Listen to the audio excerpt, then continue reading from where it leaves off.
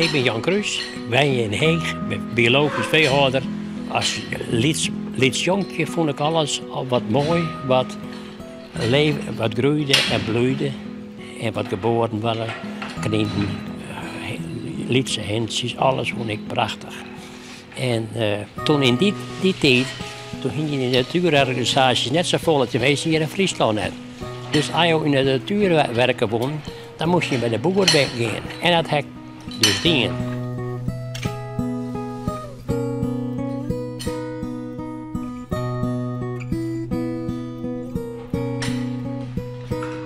We zitten hier nu 25 jaar op een plaats van Staatsbosbeheer die we in erfpacht hebben. Toen we hier kwamen, heen bij je Holsteinkei. Die kon het hier eigenlijk net goed volhouden. En later hebben wij de kei, onze eigen kei, inkruist met de Montebejaardes. Dat ben kei, die kon we in Frankrijk houden, eigenlijk een beetje in dezelfde omstandigheden als Jere. Die kei kennen dat de ruw zelfs wat beter verwaarden. Het ben een beetje dubbelkei. Ze jouwen iets minder dan de Holsteinders. Gehaltes ben goed. Ze worden een dikke kool had ze ooit eens een keer fut moeten. En de keeltjes ben ik een beetje meer op. Dus economisch passen ze goed op dit bedrijf.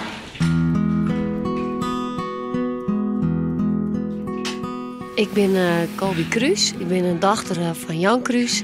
En ik werk hier mooi op, zowel op het veehouderijgedeelte als op de hingstenhouderijgedeelte.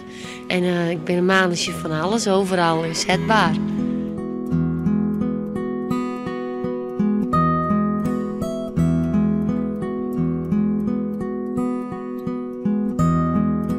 We hebben lieds 40 hinders. Nou, en, dat is jong en oud. En we hebben ongeveer 20 merries. We hebben dan mooi vakken. En dit hier kunnen we 16 voeltjes vangen van alle verschillende hengsten. Nou, vroeger hingen heel soort boeren wat hinders en dan vaak zit een dekhingst erbij. En dan gingen de omlezende boeren met een Frieske merrie die dan een vuiltje erbij hebben, die gingen dan onderhaan of met het hinder op de fiets naar de hingstenhouder.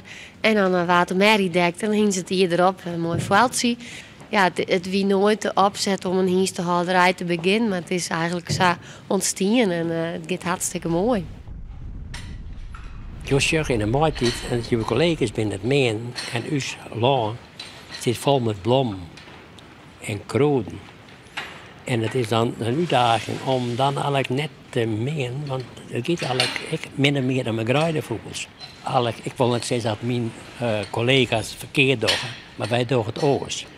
Eigenlijk een leefbare wereld achterlaten. Net alles eruit halen. Het is eigenlijk, hier het bordje is eigenlijk een kringloop. Er gaat alles wat je groeit, wordt opfretten door de kei, hoofdzakelijk.